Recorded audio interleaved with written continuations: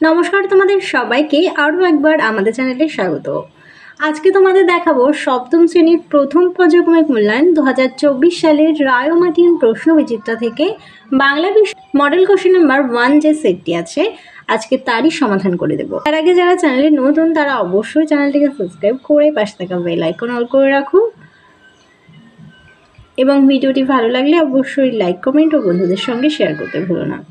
চলো আর দেরি না করে এবার আমরা মূল পর্বে চলে যাই। প্রথমেই দেখো এক দাগে দিয়েছে সঠিক উত্তরটি বেছে নিয়ে লেখো। এখানে তোমাদের 4টি এমসিকিউ দিয়েছে। প্রথমেই দেখো আছে কবি বঙ্গভূমির প্রতি কবিতায় প্রার্থনা করেছেন কি? অর্থমুখ্য অমরতা না শান্তি? উত্তর হবে অমরতা। এরপরে দেখো 1-এর 2 দাগে আছে রামকিঙ্কর শান্তিনিকেতনে প্রথম কোন বিষয়টি শুরু করেন? পুতুল তৈরি, অয়েল পেন্টিং, অরিয়েন্টাল আর্ট নাকি ল্যান্ডস্কেপ? উত্তর হবে অয়েল পেন্টিং। 1-এর 3 দাগে আছে প্রদত্ত কোনটি তদ্ভব শব্দ? উত্তরটি হবে ক দাগে কানাই। এরপরে দেখো 1-এর 4 দাগে আছে ধামা ঢোল কোন ধরনের শব্দ? ধামা ঢোল এই শব্দগুলো হচ্ছে কিন্তু খাঁটি দেশি শব্দ। চলো এবার আমরা 2 দাগে দেখে নিই। বলেছে খুব সংক্ষেপে নিচের প্রশ্নগুলো উত্তর দাও। প্রথমেই দেখো 2-এর 1 দাগে দিয়েছে মাতৃভাষা কবিতাটির কবিকে, আর কবিতাটি কে তর্জমা করে? মাতৃভাষা কবিতাটির কবি হলেন কেদারনাথ সিং। প্রথমটি হবে কেদারনাথ সিং।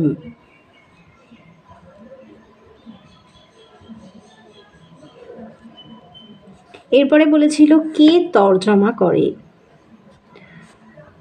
উত্তর হবে মল্লিকা সেনগুপ্ত।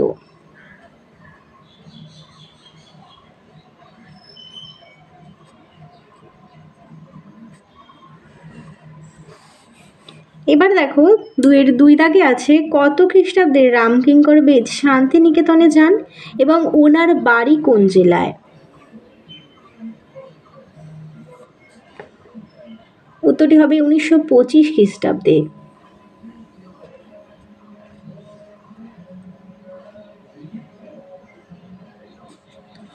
ওনার বাড়ি হচ্ছে বাঁকুড়া জেলায়।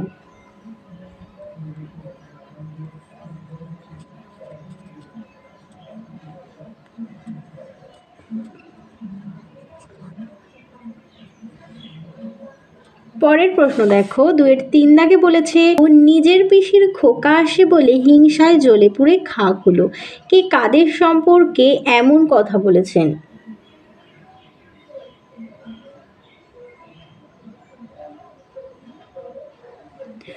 উত্তরটি তোমাদের মাকু গল্প থেকে দিয়েছে। এটি হবে মাকু গল্পে আম্মা সোনাটিয়ার সম্পর্কে কথা বলেছে।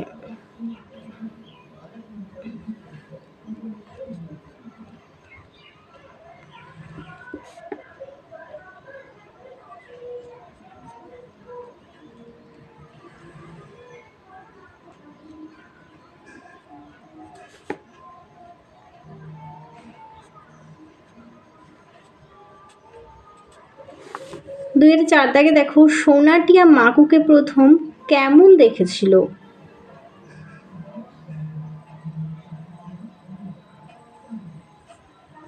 উত্তরটি তোমরা বাংলা সহায়িকার 221 নম্বর পেজে পেয়ে যাবে।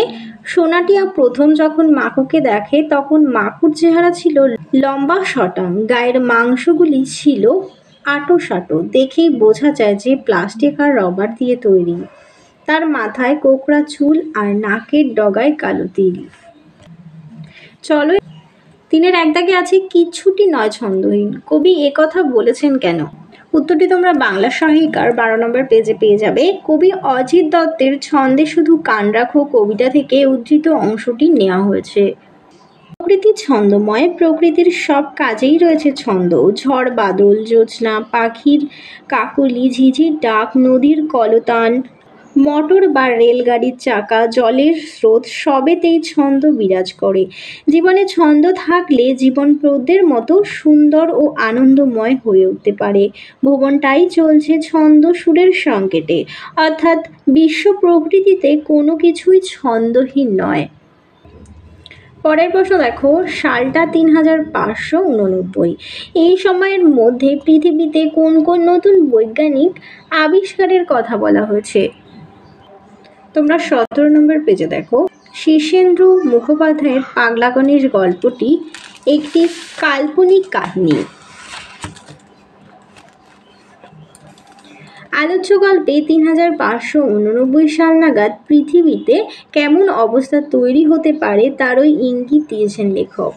উক্ত সময়ে নতুন নতুন বৈজ্ঞানিক আবিষ্কার ঘটবে পৃথিবীতে, যেমন ওই সময়ের মধ্যেই মাধ্যাকর্ষণ প্রতিরোধকারী মলম আবিষ্কার হবে, যার ফলে পৃথিবীতে নানা রকম উড়ানযন্ত্র আবিষ্কারের হিড়িক পড়ে যাবে। মানুষ মৃত্যুঞ্জয় টনিক আবিষ্কার করবে। সূর্যের আরও 2টি গ্রহ আবিষ্কৃত হবে এবং জানা যাবে যে সূর্যের আর কোনো গ্রহ নেই। ইতিমধ্যে চাঁদ, মঙ্গল, শুক্র গ্রহে মানুষ ল্যাবরেটরি স্থাপন করবে। 3 দাগে দেখো, এইসবের মধ্যে কখন নন কোঅপারেশন আন্দোলন এসে গেল। রামকিঙ্করের জীবনে এই আন্দোলনের কি প্রভাব পড়েছিল? যে আন্দোলন হয়েছিল তাই নন কোঅপারেশন আন্দোলন। পাঠ্য আত্মকথা রচনায় তারই একটু ছবি এঁকেছেন লেখক। স্কুল কলেজ বন্ধ, ন্যাশনাল স্কুলে ভর্তি হবার আর কংগ্রেসের কাজে যোগ দিলেন। লেখকের ওপর ভার ছিল মহাপুরুষদের বাণী থেকে উদ্ধৃত লিখে ঝুলিয়ে দেওয়া। তাছাড়াও প্রশাসনের সময় তাকে তেল রঙে লিডারদের পোর্ট্রেট এঁকে দিতে হতো। চলো এবার 4 দাগে চলে যাই। বলেছে খুব সংক্ষেপে নিচের প্রশ্নগুলোর উত্তর দাও। 4-এর 1 দাগে আছে তদ্ভব শব্দ কাকে বলে, উদাহরণ দাও। উত্তরটি দেখো, যেসব সংস্কৃত শব্দ দীর্ঘ সময় ধরে ভাষাগত বিবর্তনের ফলে প্রাকৃত অপভ্রংশ প্রভৃতি স্তরের মধ্য দিয়ে পরিবর্তন লাভ করে বাংলা ভাষার শব্দভাণ্ডারে গৃহীত হয়েছে, সেই শব্দগুলোকে বলা হয় তদ্ভব শব্দ। যেমন দেখো, কৃষ্ণ থেকে প্রাকৃতে এসে কনহ, বাংলায় এসে কানু, হস্ত থেকে হস্ত, তারপরে হাত।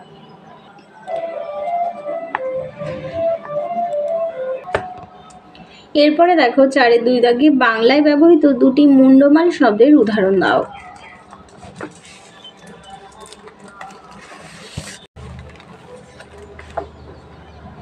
দেখো এখানে পশ্চিমবঙ্গ মধ্যশিক্ষা পর্ষদ, যেমন দেখো পশ্চিমবঙ্গের প, বঙ্গের ব, মধ্যর ম, আর শিক্ষার তালবস স, হসি, আর পর্ষদের প।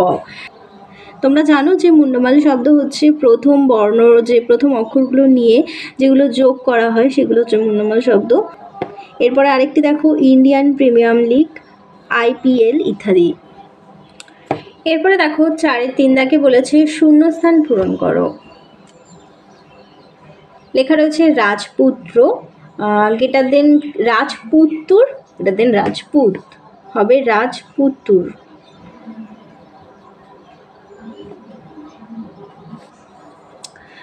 তাহলে চলো তোমাদের 1 নম্বর মডেল সেটটি সমাধান করে দিলাম। আবারও খুব শীঘ্রই 2 নম্বর মডেল সেটটিও সমাধান করে দেব।